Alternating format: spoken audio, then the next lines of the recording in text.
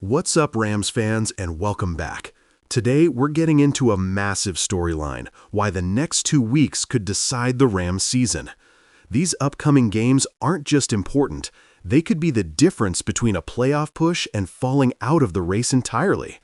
We'll also go over what's going on with Quentin Lake, how his injury impacts this defense, and what the latest PFF grades tell us about who's stepping up and who needs to turn it around. A ton to unpack, so let's get right into it.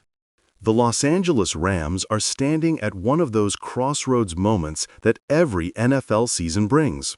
2 games, 4 halves of football, 8 quarters that could either launch them toward the postseason picture or bury them behind conference rivals. And based on the matchups lined up, both winnable but far from guaranteed, it's clear the team has no room for missteps. The first reason these next 2 weeks matter so much is simple. The Rams are hovering around the middle of the NFC pack. This is the part of the season when mediocre teams start to slip, but resilient teams start to carve out their identity. The Rams don't just need wins, they need momentum. With the offense finally beginning to click again and the defense showing flashes of toughness, Los Angeles is poised for a surge, but only if they capitalize right now. Schedule-wise, these 2 upcoming opponents test different aspects of the Rams' game. One matchup puts pressure on their young secondary, which has improved but remains inconsistent. The other demands that the offensive line holds strong against one of the best pass rush units they'll see the rest of the year. If the Rams handle both challenges, they prove they're a complete football team. If they struggle, especially in the trenches or on third downs, we'll know exactly where the ceiling is for this roster. And speaking of that young secondary, we need to talk about Quentin Lake. Lake has quietly become one of the most important chess pieces on this defense. He's versatile, instinctive, and brings just enough physicality to play multiple roles, from slot defender to safety help over the top. His injury creates a significant ripple effect. Without him, the Rams lose flexibility. They lose disguise capability.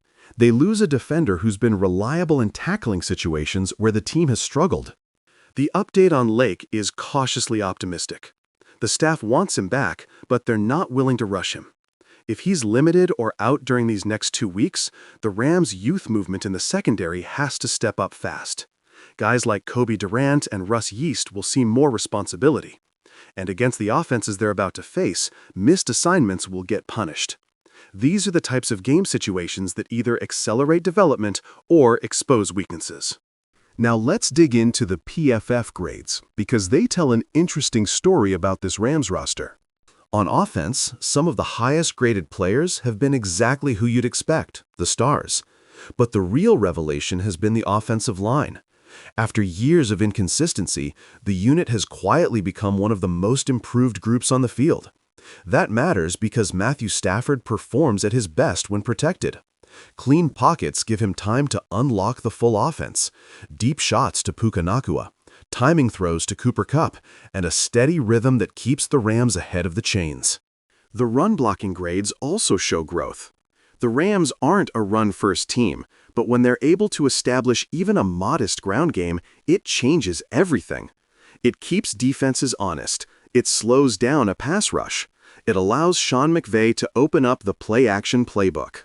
These next 2 opponents both rank well in defensive disruption, so the offensive line has a chance to prove PFF's grading isn't just a mid-season anomaly. On defense, the grades paint a picture of a young but hungry unit. The pass rush isn't elite, but it's producing just enough to keep quarterbacks uncomfortable.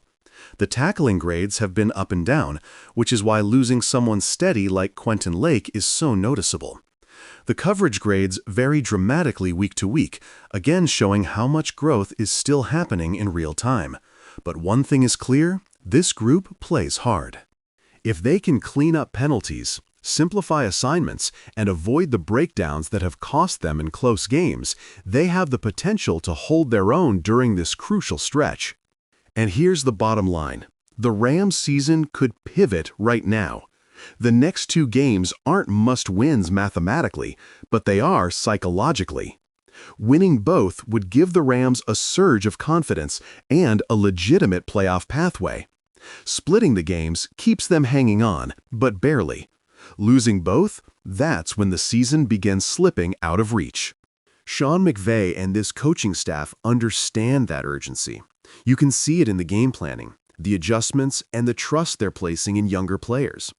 This roster isn't the Super Bowl team from a few years ago, but it's also not a rebuild. It's somewhere in the middle, and that's exactly why these next 2 weeks matter so much.